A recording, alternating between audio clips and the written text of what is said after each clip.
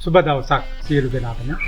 පුත්කම YouTube නාලිකාව හරහා මම අද ඔබට කියා දීමට සූදානම් වන්නේ කොහොමද අපි නිවැරදිව පොළොව මත පැලයක් සිටුවා ගන්නේ කියලා.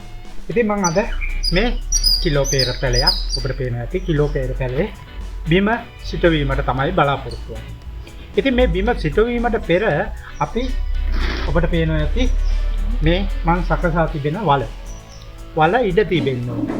වල ඉඩ තිබෙන ලෙස වල සකසා ගන්න ඕනේ. විශේෂයෙන්ම අපි පස්මාද්‍යයන් සකසා ගැනීම පිළිබඳව සැලකිලිමත් වෙන්න ඕනේ. විශේෂයෙන්ම අපි පස්මාද්‍ය සකසා ගැනීමේදී පොළව මතු පිටපස් ඒ වගේම මේ ඔබට පේනවා ඇති කොම්පෝස්ට් පොහොර ඒ වගේම කරදහයියා ඊට පසුව වැලි මේ සියල්ලම අපි ගන්න ඕන අනුපාතයක් තියෙයි. විශේෂයෙන්ම පොළොව මතු පිටපස කොටස් දෙකක්. මතු පිටපස් කොටස් දෙකක්, කරදහයියා කොටස් එකක්, ඒ වගේම කොම්පෝස්ට් පොහොර කොටස් එකක්, ඒ වගේම වැලි කොටස් එකක් ආදී වශයෙන් අපි පස්මාද්‍ය සකසා ගන්න ඕන.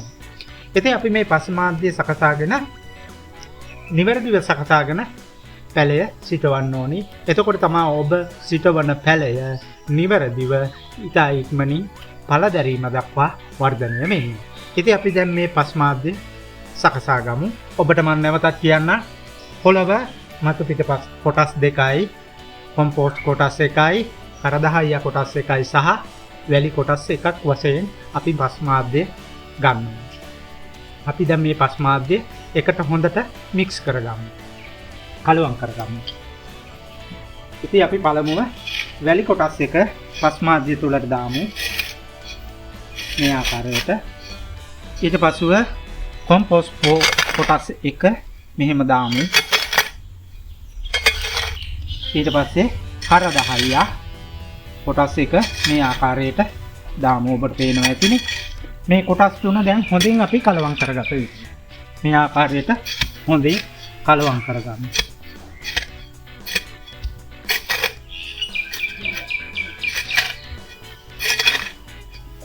අපි පස්මාද්‍ය නිවැරදිව සකසා ගත්තොත් තමයි අපි සිටවන පැලේ ඉතා සාර්ථකව ඉක්මනට පළදැරීම දක්වා වර්ධනය වෙන්නේ. එනිසා අපි විශේෂයෙන්ම පස්මාද්‍ය සකසා ගැනීම පිළිබඳව සැලකිලිමත් වෙන්න ඕනේ. මේ ආකාරයෙන් හොඳින් කලවම් කරගන්න. right. අපි දැන් කලවම් කරගෙන ඉවරයි. අපි මේ සකසා ගන්නා ලද පස් මිශ්‍රණය අපි වල තුලට ඉස්සරවම දාමු. මේ වගේ උදැල්ලක් හෝ ආධාරයේ අපි මේ වලට ඉස්සරවම මේ ආකාරයට ඔන්න ඔහම මේ ආකාරයට පස් මිශ්‍රණය දාන්න ඕන. මේ ආකාරයට පස් මිශ්‍රණය හොඳින් දාලා මේ ආකාරයට ඔබට පේනවා ඇති. මේ ආකාරයට හොඳින් දාන්න. ඊට පසුව අපි පැලේ සිටවන්න ඕන. මේ ඔබට පේනවා ඇති පැලය. ඉතින් මේ පැලේ අපි මේ ආකාරයට අරගෙන ඔබට පේනවා ඇති මේ හොඳට වර්ධනය වෙලා තියෙන පැලේ. අපි මේ ආකාරයට වල මත තබමු. තියලා ඊට පස්සේ හරි මැදින් තබා දෙපැත්තට ඔබ සකස් කර ගන්නා ලද මේ ආකාරයට කොම්පෝස්ට් පස් මිශ්‍රණය දාන්න.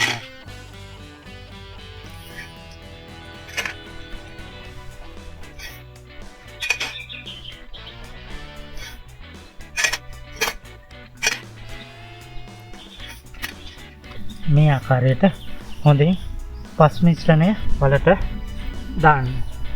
මෙම වලේ අඟලක් පමණ වල ඉතුරු වෙනසේ තමයි අපි පස් මිශ්‍රණය දාන්න ඕන. විශේෂයෙන්ම වර්ෂා කාලවලදී වැස්සට පොහොර පස හොදාගෙන යනවා. ඒක අවම කිරීම සඳහා අපි පස් වලේ මට්ටමේ අඟලක් දෙකක් ඉතුරු කරන්න ඕන. ඔබට පේනවා ඇති මේ ආකාරයට ඔබ සකස් කරගත් සියලුම කොම්පෝස්ට් කොටස් ටික වලට දාන්න.